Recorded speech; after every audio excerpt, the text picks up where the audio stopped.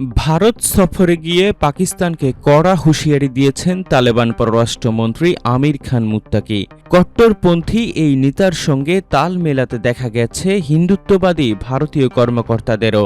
বৃহস্পতিবার ৮ দিনের সফরে ভারতে যান তালেবান সরকারের পররাষ্ট্রমন্ত্রী। আনুষ্ঠানিক কোনো কূটনৈতিক সম্পর্ক না থাকলেও মুত্তাকিকে পূর্ণ পররাষ্ট্রমন্ত্রীর মর্যাদা দিয়ে বরণ করে নয়াদিল্লি। এ সময় আফগানিস্তান নিয়ে বড় পদক্ষেপ নেয় নরেন্দ্র মোদীর সরকার। শুক্রবার নয়াদিল্লির আফগান দূতাবাসে বাছাই করা সাংবাদিকদের নিয়ে আয়োজিত এক সংবাদ সম্মেলনে পাকিস্তান ও যুক্তরাষ্ট্রের প্রতি কড়া বার্তা দেন তালেবান পররাষ্ট্রমন্ত্রী।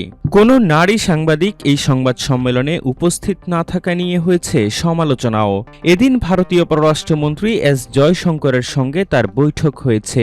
পাকিস্তানের বিরুদ্ধে আফগান ভারত সম্পর্ক আরও মজবুত করতে কাবুলে ভারতের টেকনিক্যাল মিশনকে দূতাবাসের মর্যাদায় উন্নীত করার ঘোষণা করেছেন জয়শঙ্কর।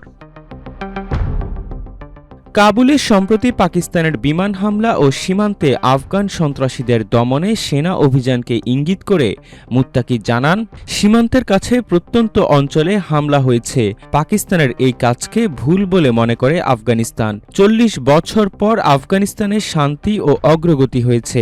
আফগানদের সাহস পরীক্ষা করা উচিত নয়। যদি কেউ তা করতে চায় তাহলে তাদের উচিত সোভিয়েত ইউনিয়ন, যুক্তরাষ্ট্র এবং ন্যাটোকে জিজ্ঞাসা করা, যাতে তারাই ব্যাখ্যা করে দিতে পারে যে আফগানিস্তানের সঙ্গে খেলা করলে তার ফলাফল কখনো ভালো হয় না।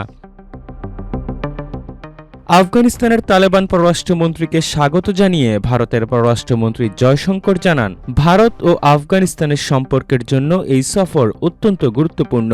এই সময় ভারতকে আফগানিস্তানের ঘনিষ্ঠ বন্ধু বলে সম্বোধন করেছেন তালেবান পররাষ্ট্রমন্ত্রী।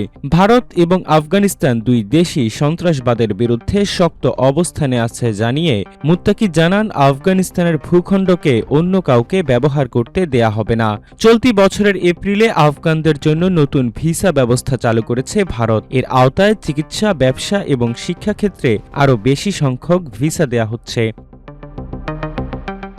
ভারত সফরে এসে যুক্তরাষ্ট্রকে হুঁশিয়ারি দিয়ে মুত্তাকি জানান, আফগানিস্তানের মাটিতে কোনো বিদেশি শক্তির নিয়ন্ত্রণ মেনে নেওয়া হবে না। বাগরাম বিমান ঘাঁটির আবারও মার্কিন নিয়ন্ত্রণে ফিরিয়ে দেওয়ার যে আহ্বান জানিয়েছিলেন প্রেসিডেন্ট ডোনাল্ড ট্রাম্প, সেই প্রসঙ্গে এই মন্তব্য করেন আমির খান মুত্তাকি।